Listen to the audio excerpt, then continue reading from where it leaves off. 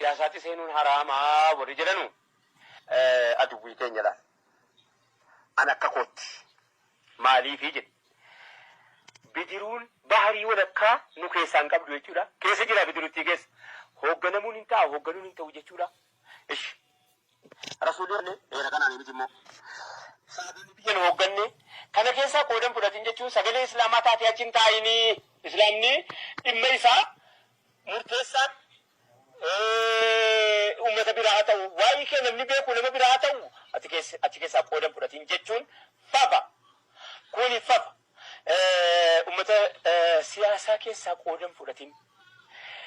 Ustaazonni keenya aangoo barbaadanii siyaasaa keessaa qooda fudhachuuniif aangoo barbaadan aangoo barbaaduuni feffeetee mataa keenyaatiin warra nuti koo diiniitu nu hooggana amma danda'ame tokkotti jechuudha. Mana diinii hoogganaan jirru diiniitu nu hooggana. Diinii hoogganuunii fi diiniidhaan hoogganamuun tokkoo miti. Nuti ummata rabbiin ofirratti sodaataa deemu tokko bara. Kanaaf waan diinan islaam nu hayyame jennee waan diinan islaam nu hin hayyamne dhiifna. Warri aangoo keessaa qoodan fudhatiin jedhu yookaanis immoo uummanni islaamaa keessaa qoodan fudhatiin jedhu biyyattii kana keessatti walakkeessi ummata namni miliyoonii 60 lakkaa'amu ummata biraatti amrii isaa kennatee taa'ee eeggatu jechuudha.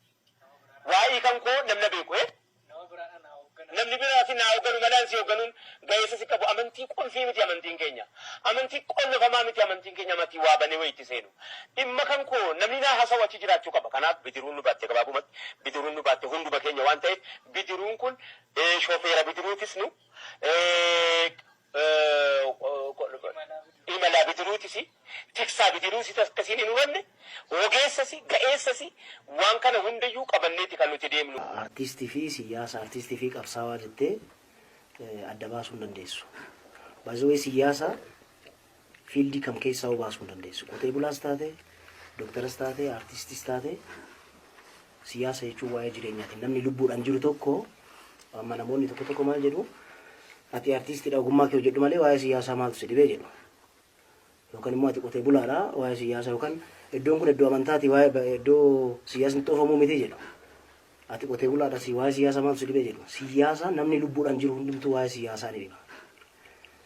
Yoo gara aartiitti dhufte immoo akkuma addunyaatti soo ilaalte durirraa kaastee James Brown, Bob Marley maal jettee yoo kaaste isa waa'ee jaallaatirra sirbanirra waa'ee bilisummaa kan sirbanirra baay'ata. Dhimmi kun ni ilaallata. Isin ilaallata irratti hojjedhaa amma jedhamutti eegnes hojjechaatuma jira irratti. Itti yaadnesi miti miiruma keenya. San keessaa bahuu hin dandeessu. Sigilee waan tokko kan barreessitu waan lubbuu kee keessa jiru tokko barreessita malee akka waan gabaadhaa dhiyeessitu wayii tokkotti abalu maal jaalataa itti ta'uun barreessitu gubaa laphee keetiin barreessita. Isa hojjechaatuma jirturre ammasitti jirra. Amma waa'ee siyaasa bara kanaatti yoo dhufne siyaasni kun deeme too sadarkaa walxaxaa ta'e irra ga'ee jira amma. Sadarkaa walxaxaan kun hammeenya fi miti.